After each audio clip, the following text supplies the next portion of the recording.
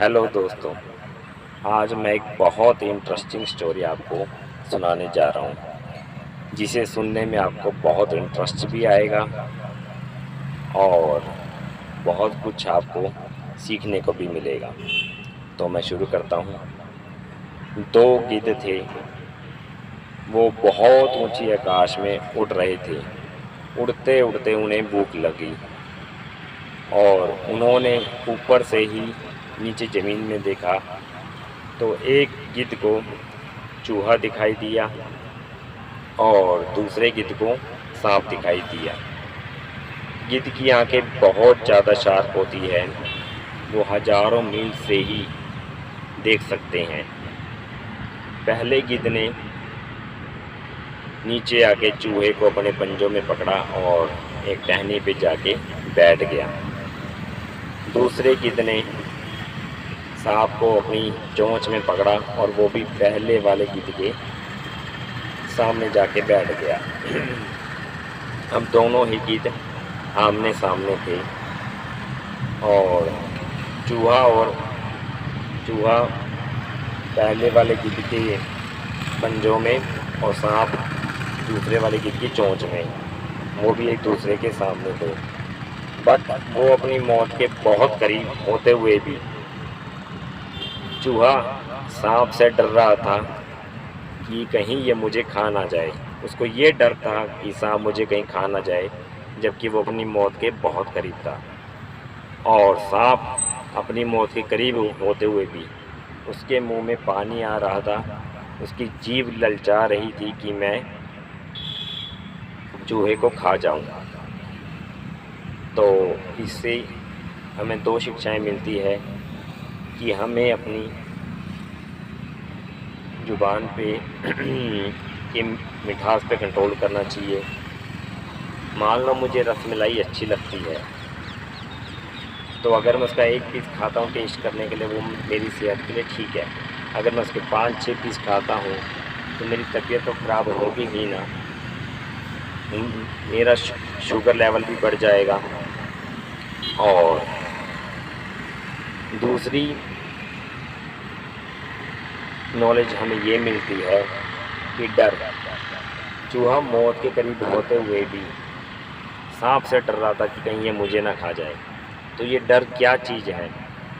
एक हकलाने वाले से बेहतर कौन जान सकता है कि डर क्या चीज़ है। डर देखा जाए तो कुछ भी नहीं है, सिर्फ एक मन का वहम है। किसी भी नए काम को जब तक हम नहीं करते तो वो हमारा एक डर है। जब हमें उस काम की हैबिचुअल हो जाती है तो वो डर हमारा निकल जाता है।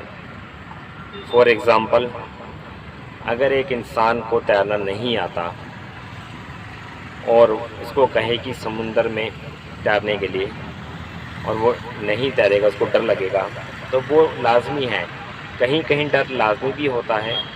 जैसे कि उसे तैरना नहीं आता और उसको कहें कि समुंदर में तैरो, तो वो डरेगा कि मैं मर जाऊंगा, और ये वाकई में ट्रूथ है कि वो मर भी जाएगा। हाँ, अगर उसको एक स्विमिंग पूल में जो कि 4-5 फुट गहरा है, उसको कहे कि इसमें जाओ और तैरो, और वो नहीं तैरता, तो वो चीज़ गलत है। उसको स्विमिंग पूल में उतरना चाहिए और हाथ पैर मारने चाहिए।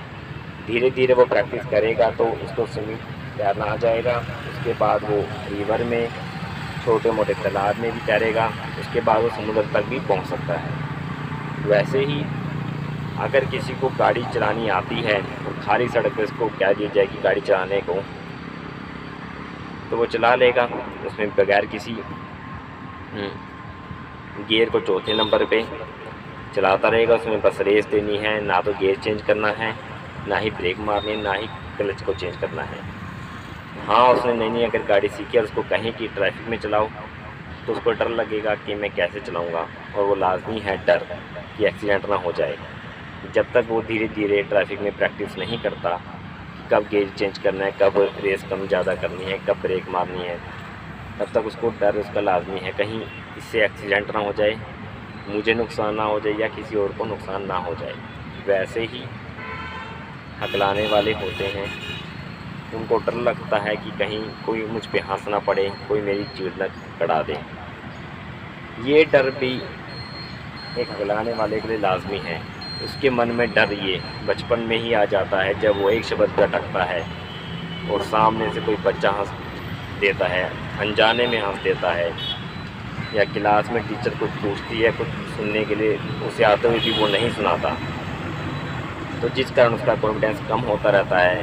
वो अपने घर वालों से, रिश्तेदारों से, दोस्तों से कटा कटा सा रहने लग जाता है और इसी कारण उसकी हकलाहट बढ़ती रहती है।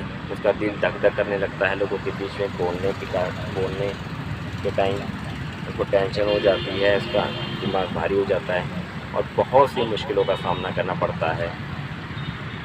लाइफ में बहुत कुछ करना चाहते हैं बट नहीं हो पाता है। इंटरव्यू के टाइम दिक्कत आती है, मैरिज के टाइम दिक्कत आती है और बहुत सी मुश्किलों का सामना करना पड़ता है। ये एक ऐसा टॉपिक है मेरे लिए जिस पे अगर मैं सारा दिन भी बात करूं तो वो भी मेरे लिए कम पड़ जाएगा। ये क्यों होता है, किस लिए होता है, इसमें क्या क्या प्रॉब्लम्स आती है, इसको कैसे क्यों किया जा सकता है, ये मैं आने वाली वीडियोस में आपको ज़रूर बताऊंगा। बट इतना ज़रूर कहूँगा कि अच्छी बात है कि हम अपने कमरे में बोलें, हमारी प्रैक्टिस होगी, उसमें हमें 2010% का फ़र्क जरूर पड़ेगा। शीशे के आगे बोलेंगे, चैप्टर रीड करेंगे तो, बट हमें बाहर निकलना ही पड़ेगा। हमें एक पर्सन जो कि हमारा ख़ास दोस्त है या फिर कोई और है, घर वाला कोई रिश्तेदार है जिससे हम बात कर सकते हैं खुल के अपने मन की, तो उससे बात हमें करनी चाहिए। एक से बात करो, फिर दो से बात करो, फिर ऐसे ही अपनी प्रैक्टिस बढ़ाते जाओ। करना कुछ भी नहीं है, सिर्फ एक कदम रखना है।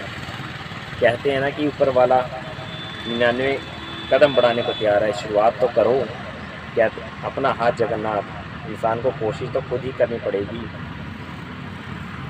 So practice make a man perfect. इसमें करना कुछ नहीं होता बट गहरी सांस लेते हुए और हर सांस में एक या दो शब्द बोलने हैं और पॉज ले सकते हैं तो बहुत अच्छी बात है। बस धीरे धीरे आराम आराम से गहरी सांस लेते हुए बोलना है। जैसे कि मेरा नाम हेमंत गोयल है, मैं चंडीगढ़ के पास ही पंचकुला में रहता हूँ। पंचकुला एक डिस्ट्रिक्ट है हरियाणा का, हरियाणा स्टेट का। सो ऐसे हमें धीरे धीरे आराम से बात करनी है और अपने प्रैक्टिस को जारी रखना है। और एक समाज के से, दोस्तों से, टीचर से और पेरेंट्स से उतना ही कहना चाहूँगा। दोस्तों, एक लाने वाला तुम्हारा दोस्त है तो सिर्फ उसकी बात ध्यान से सुन लिया करो जब तक उसकी बात ना ख़त्म हो। हम सिंपैथी नहीं चाहते किसी की। हम जिसको कैंसर होता है या एक्सीडेंट हो जाता है या कोई और बीमारी होती है तो उसके साथ हमारी सिंपैथी होती है। हम सिंपैथी नहीं चाहते, हम सिर्फ नहीं चाहते कि बस नॉर्मल इंसान की तरह हमारी बात सुन ले, उस टाइम ना हंसे, जिससे कि हमारा कॉन्फिडेंस लूज ना हो और हम हमारी प्रैक्टिस जारी रहे। टीचर से ये चाहते हैं कि वो एक्टिविटीज़ करवाएं, उनको कहे कि बच्चों से कि वो हंसे ना, उसको बोलने का मौका दें। पेरेंट्स से चाहते हैं कि बच्चे पे प्रेशर ना डालें करियर का, उनको प्यार से समझाएं कि तुम्हें ऐसे बोलना है, ऐसे बात करनी है, धीरे धीरे आराम आराम से बोलना है। और ज़्यादातर लड़के ही हकलाते हैं, 90%।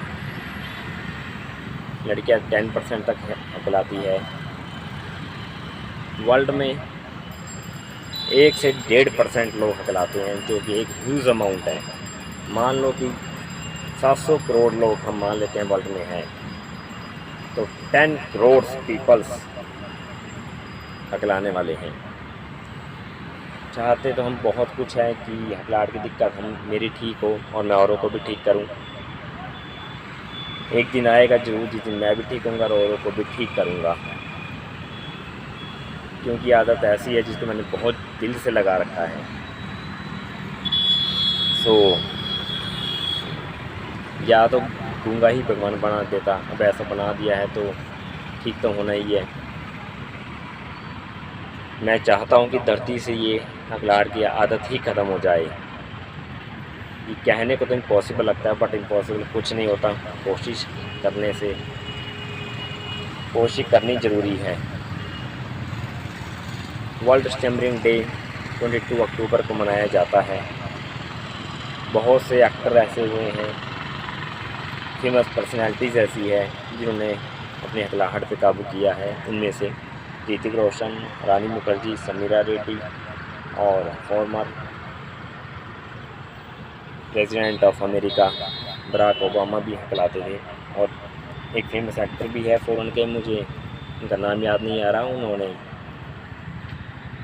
उन्होंने अपनी एक्टिंग से बहुत फेमस हो गए। वो बगैर बोले ही एक्टिंग करते हैं। उनका नाम मुझे याद था, मेरे पास उनकी काफ़ी वीडियोज़ है, बट अभी नाम मैं भूल गया, प्लीज़ सॉरी उसके लिए। दोस्तों, प्रैक्टिस करते रहिए, हिम्मत मत हारिए। एक हकलाने वाला था यूपी का 18-20 साल का, जो कि इसने आत्महत्या कर ली है, सुसाइड कर लिया। उसके पेरेंट्स को कितना दुख हुआ होगा कि जवान बेटे ने मेरे सिर्फ हकलाहट के कारण आत्महत्या कर ली। और ऐसा ही एक केस दिल्ली में हुआ था। एक लड़की थी दिल्ली की जिसकी शादी हुई और उसका पति हकलाता था। उसके पति ने 10 लाख की सुपारी देकर अपनी पत्नी को मरवा दिया, सिर्फ इसलिए कि उसकी पत्नी उसकी हकलाने की चिढ़ कढ़ाती थी।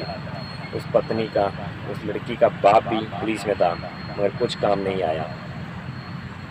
वो बहुत ज़्यादा फ्रस्ट्रेटेड हो गया होगा, उसमें घृणा आ गई होगी, एंग्री हो गया होगा, जिस कारण उसने अपनी पत्नी को मरवा दिया।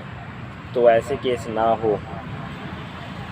सो प्लीज़ दोस्तों, आपसे हाथ जोड़ के रिक्वेस्ट है कि हमें निखरना है, अपना कॉन्फिडेंस लेवल बढ़ा के, हमें बिखरना नहीं है। सो प्रैक्टिस अपनी करते रहिए, प्रैक्टिस बहुत ज़रूरी है। आज के लिए इतना ही कहूँगा, वीडियो काफ़ी बड़ी हो रही है। सो थैंक यू दोस्तों, आपने मेरी वीडियोस को सुना, आपने मेरे लिए टाइम निकाला। प्लीज़ इसे लाइक, शेयर एंड सब्सक्राइब ज़रूर कर देना। किसी के लिए ये वीडियो मोटिवेशनल हो सकती है। Thank you.